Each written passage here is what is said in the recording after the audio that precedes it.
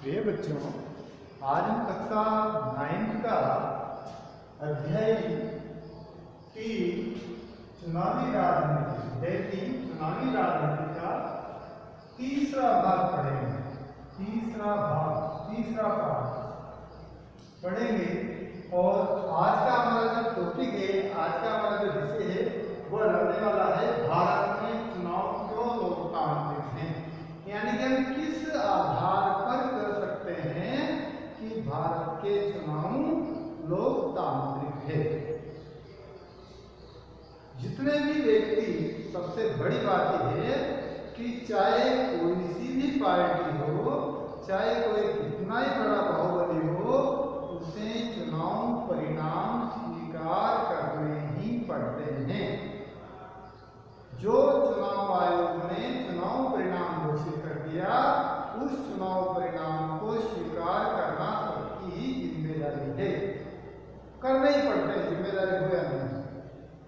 आमतौर पर हम सुनते हैं कि अक्सर हारने वाले जो कैंडिडेट रहते हैं या जो विपक्षी पार्टियां रहती है, अक्सर हम सुनते हैं उनके मुख से कि चुनाव में विभिन्न प्रकार की गड़बड़ियां हो रही है। चुनाव में किसी प्रकार की गड़बड़ी हो रही है जिसे चुनाव धांधली के नाम से जानते हैं। तो अक्सर आम चर्चा में सुनने में आता है, हमें आम बातों में हमें सुनने में आता है कि ईवीएम खराब है। ईवीएम को इस प्रकार से सेट किया गया है कि आप किसी का भी मत दो, फला पार्टी को भी मत जाएगा, किसी को भी मत दो, फला कैंडिडेट को भी मत जाएगा। यानी कि प्री सेटिंग है इसमें। हालांकि चुनाव आयोग उस प्रकार की प्रचार प्रसार करता है, उनका डेमो करता है, उसमें लोगों से बुलाकर, राजनीतिक दलों को बुलाकर, उनके प्रतिनिधियों को बुलाकर उनसे कहता है कि आप गड़बड़ी करके बताओ। पूरी एक्सपेरिमेंट होती है। फिर भी जो हारते हैं वो इस प्रकार के बहाने लगा सकते हैं। दूसरा बहाना लोग लगाते हैं कि फर्जी मतदान सूची है। जो वास्तविक व्यक्ति हैं उनके तो नाम गायब कर दिए जाते हैं, फर्जी लोगों के वोट, ताकि उनकी जगह संबंधित व्यक्ति मतदान करके और चुनाव जीत जाते हैं। तो कभी कभी इस प्रकार की भी दिक्कत होती है। कभी कभी शासक दल द्वारा सरकारी चीजों का दुरुपयोग करना, कि जिसकी सत्ता है वो अधिकारियों के ऊपर दबाव बनाकर और मतदान में गड़बड़ी फैला रहा है। कभी कभी ये भी होता है।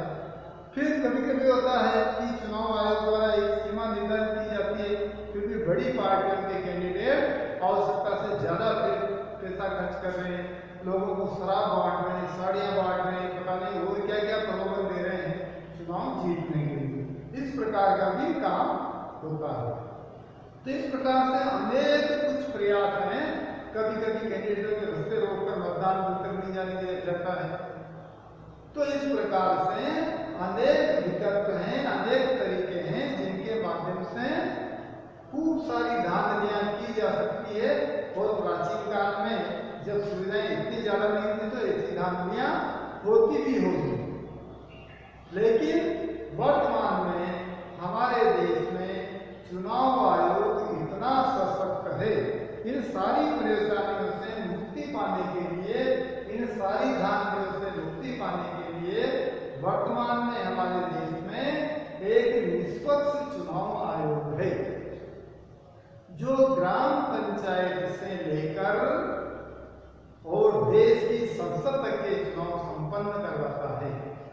ग्राम पंचायत से लेकर देश की संसद तक के जो चुनाव संपन्न करवाता है वो अपने आप में एक स्वतंत्र बॉडी है।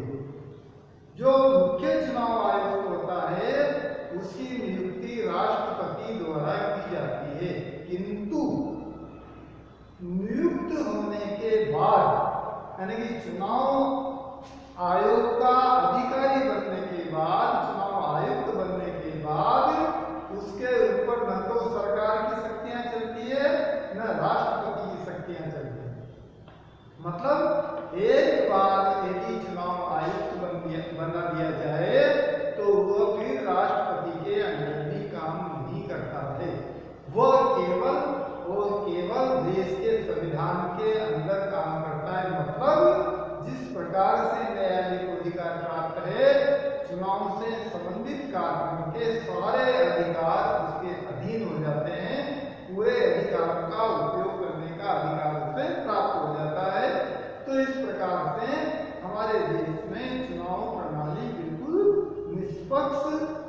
स्वतंत्र होती है।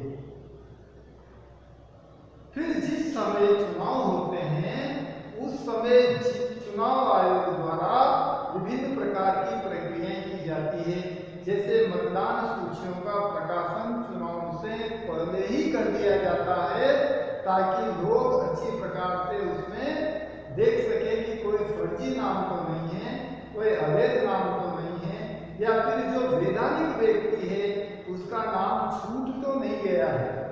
ये पूरी प्रक्रिया वो पूरी करता है, आम जनता के सामने रखता है, जगह जगह बीएलओ के माध्यम से सूचियों का प्रकाशन करवाया जाता है ताकि इस शिकायत से मुक्ति पाई जा सके कि भाई वोटर लिस्ट फर्जी है।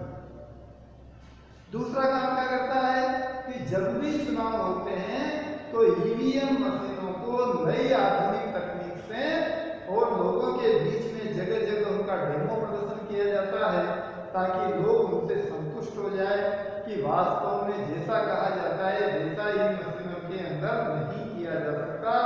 इस मशीनों से बिल्कुल स्वतंत्र और निष्पक्ष जिसको मतदान करना है उसी को जाता है।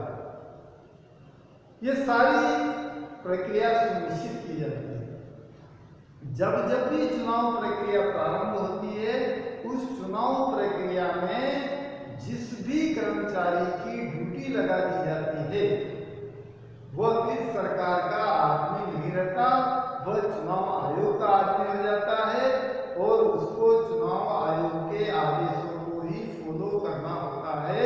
फिर सरकारी प्रतिनिधि मंत्री संतरी का आदेश उनके ऊपर लागू नहीं होता, बल्कि मंत्री और संतरियों पर भी पूरा दबाव रहता है कि चुनाव प्रक्रिया के दौरान वह किसी भी प्रकार के प्रलोभन से जुड़े हुए मुद्दे समाज के बीच में नहीं ले जा सकते, उनकी कार्यवाही नहीं कर सकते, कहीं भी नई घोषणाएं नहीं कर सकते।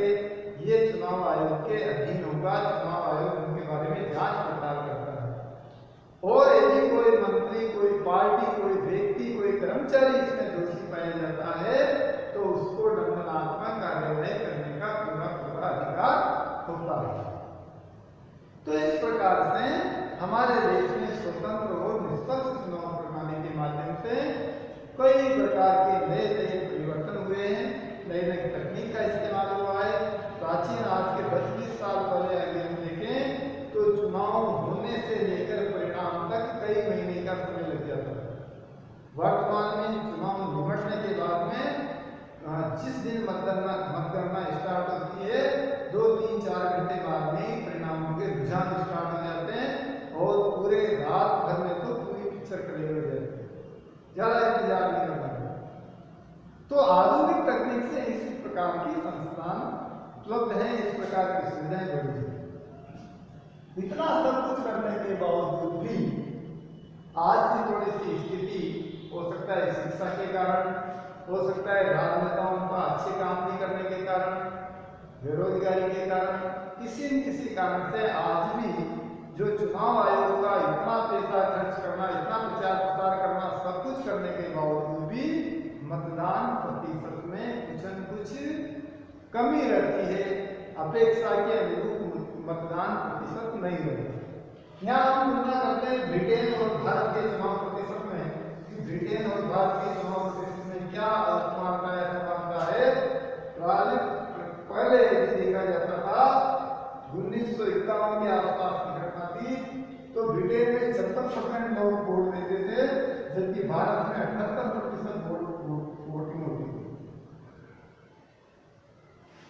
फिर भारत के बेटे तो यहाँ से भारत की घटना शुरू हुई। स्वतंत्रता के बाद जो चुनाव हुआ उसमें लोगों ने बढ़ चढ़कर भाग लिया, 78% लोगों ने मतदान किया। फिर ये घटना हुआ, 72 आ गया, 58 आ गया, वर्तमान में 66, जो पिछले चुनाव हुए थे आम चुनाव, 66% मतदान पहुंचा।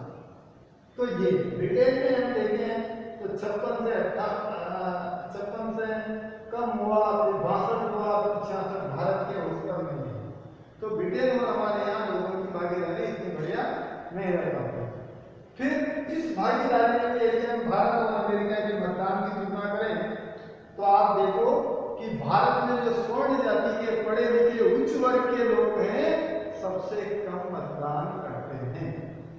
जबकि सत्ता का सारा उपभोग सबसे ज्यादा वो लोग करते हैं, फिर भी मतदान में हिस्सा सबसे कम लेते हैं और उनका मतदान प्रतिशत 56% है।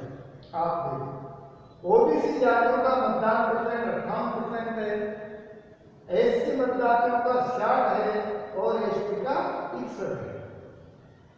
सबसे ज्यादा एसटी के लोग मतदान में हिस्सा लेते हैं।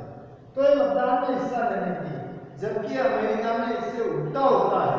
वहां पर पढ़ा लिखा वर्ग, जो वहां का मूल श्वेत वर्ग है, उच्च वर्ग है, वह सबसे ज्यादा मतदान में भाग लेता है 66%, 60 से 66%। उससे निम्न वर्ग है थोड़ा, जिसको अश्वेत वर्ग के नाम से जाना जाता है, वो भाग लेता है 56%। और वहां की जो निम्न जातियां हैं, निम्न स्तर के व्यक्ति हैं, वो भाग लेते हैं केवल 28%। तो भारत में उल्टा है। भारत में पढ़े लिखे योग्य उच्च वर्ग जो सरकार से ज्यादा काम करते हैं, ज्यादा कमाते हैं, ज्यादा लाभ लेते हैं, वो कम लेते हैं और निम्न वर्ग के ज्यादा लेते हैं। जबकि यदि हम अमेरिका की तुलना करें तो आप देखोगे कि उच्च वर्ग, पढ़ा लिखा वर्ग वहां पर मतदान में ज्यादा भाग लेता है और निम्न वर्ग कम लेता है। तो ये हमारे देश की तुलना करते हैं।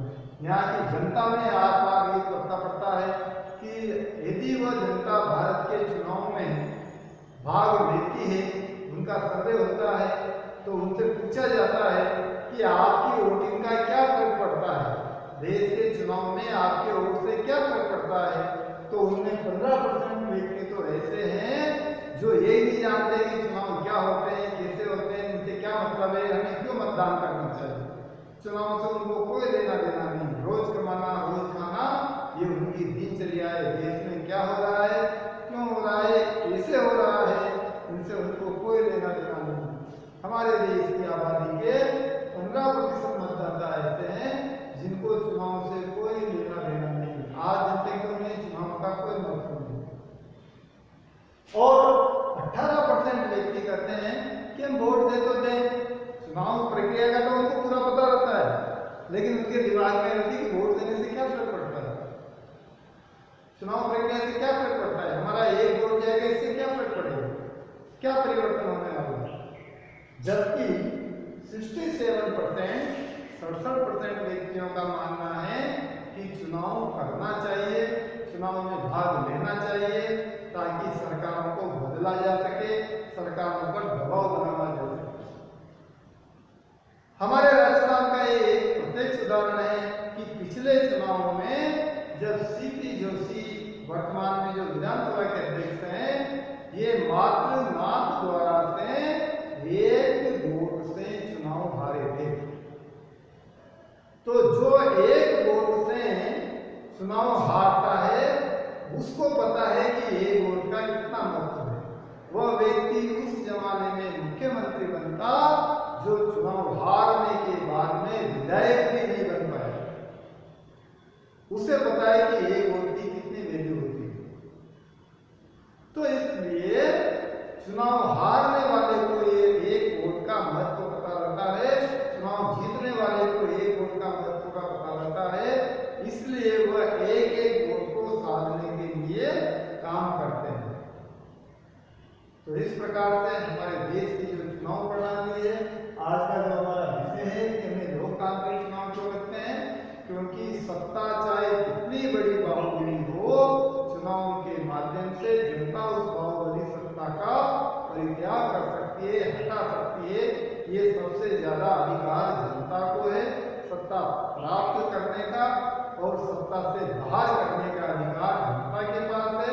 इसलिए हमारे देश में चुनाव प्रक्रिया को लोकतांत्रिक प्रक्रिया कहते हैं, क्योंकि सारी प्रक्रिया पंचायत से लेकर संसद तक की एक स्वतंत्र और निष्पक्ष चुनाव आयोग, जिसके ऊपर न सत्ता का दबाव, न कोई प्रशासन का दबाव, कुछ भी नहीं रहता है, पूरी चुनाव प्रक्रिया को स्वतंत्र रूप से वह संपन्न कराती है। इसलिए हम दावे से कह सकते हैं कि हमारे देश की चुनाव प्रक्रिया पूर्ण रूप से लोकतांत्रिक है। इसी के हमारा विषय आज का पूरा होता है। जय हिंद।